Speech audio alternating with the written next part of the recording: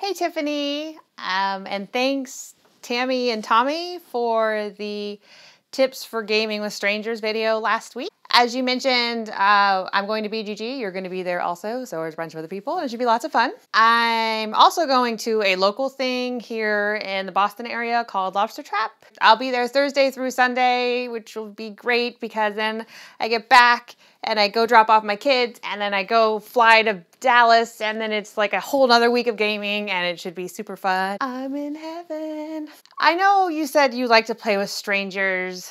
Here's the thing though, I don't really game with strangers. I pretty much have a set group, and if I go somewhere, I game with them, and because we're all the same kind of person, we'll say, we kind of game with the same type of other people. And as you know, I demoed for AEG at Gen Con, and I'll be demoing for Stronghold at BGG. And I thought about doing like a teaching games video this week to kind of piggyback off of your topic.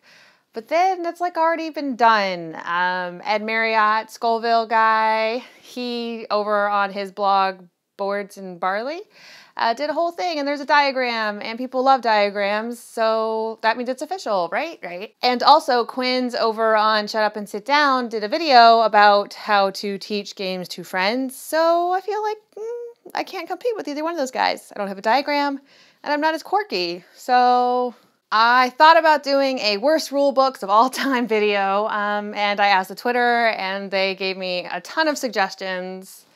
But is it really helpful for me to just say, oh, these rule books suck, and then that's it? Because I've read a lot of them, but I haven't read all of them, and to go into detail as to why like this one's worse than that one, or why this one fails at everything, what's the point really?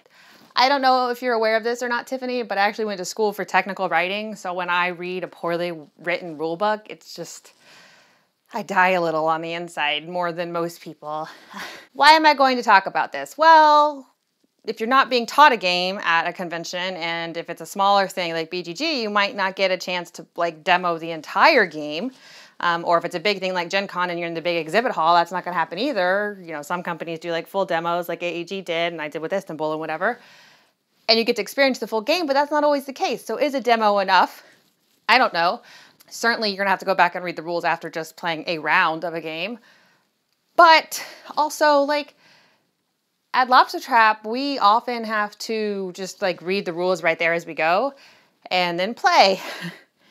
Obviously, if the rule book is well written, that makes that very easy and seamless. If it's not though, sometimes that game gets put back. I'm going to talk about the boring, tedious rule writing process.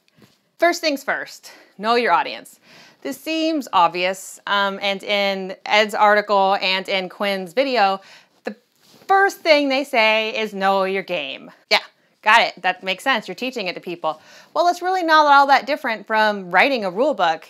Who is playing this game? Is it a gateway game? Do you want it to be mass marketable so that anybody can pick it up and then learn to play it right there easily and then play? That would be different than, say, a war game, which is usually a very like specific, tiny little group of people that love war games. They're going to be able to be much more in depth, because they don't really care about a mom and her like 4 kids. They want the hardcore 18xx guys. Provide a brief introduction. I know this is a touchy subject for some people, but an overview is like foreplay. Let me know what I'm getting into before the whole shebang. Ooh, that's not for me. Let's just move it along. The third thing would be introducing each section. It could just be as simple as bolding it, saying section 1, actions.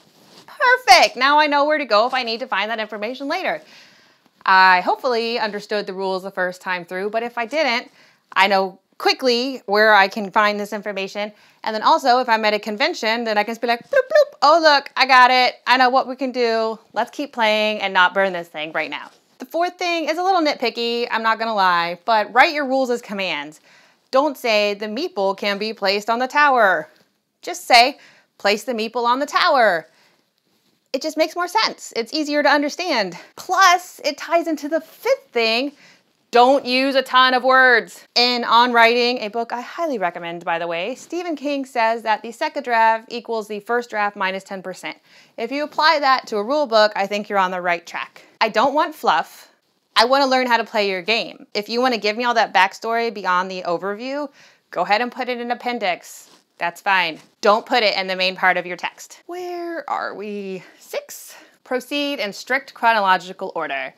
Now, I love Panamax. You know I love Panamax. The entire world pretty much knows I love Panamax. But there are so many bullet points in that rule book, I just want to scream. Ah! There, I did it. You know how I said to write those steps as commands? Brings me to this point. Commands are written with numbers, and then any options are written as bullet points. Observe. Making a lime coconut drink. 1. Preparing the drink. A. Take the lime. B. Take the coconut. C. Put the lime in the coconut. D. Drink them both up. Wasn't that easy? I know. The 7th step would be to test and revise. I know playtesting is like a crucial part of developing a worthwhile game, and even then that sometimes seems like it's skipped more than it should be.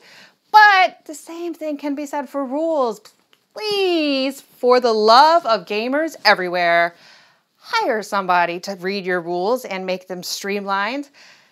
Oh gosh, Gamers might be gamers, but they're not writers. The last thing is optional. Add some supplemental material, like, I don't know, a player aid. If I'm at a convention and I'm learning a game, whether it's from somebody who's demoing and teaching it to me, or I'm sitting there with a group of friends and we're sussing through the whole thing, being able to quickly be like, all right, these are the 4 actions I can take. These are briefly what those actions do.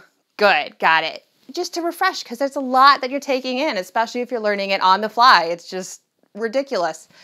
So make it easier for the gamers and throw that in there, and enough for all the players. I know that's your top tip, Tiffany. I'm not entirely sure how relevant this is to most of our viewers. I know some designers follow us, or people looking or thinking about getting into design. I'm sure everybody who's watched this channel has had run-ins with bad rules. I would love to know what you guys think makes a good rule set. You can go ahead and list that in the comments below. But if you happen to be a designer or publisher or game developer watching this, consider this the song of our people. We want clear rules that we can understand so that we can love and play your game. Well, Tiffany, I guess I will see you next week. I need to go pack and get ready for Lobster Trap and / BGG Con. So I will see you then. I'm sure we'll have lots of fun, and bye.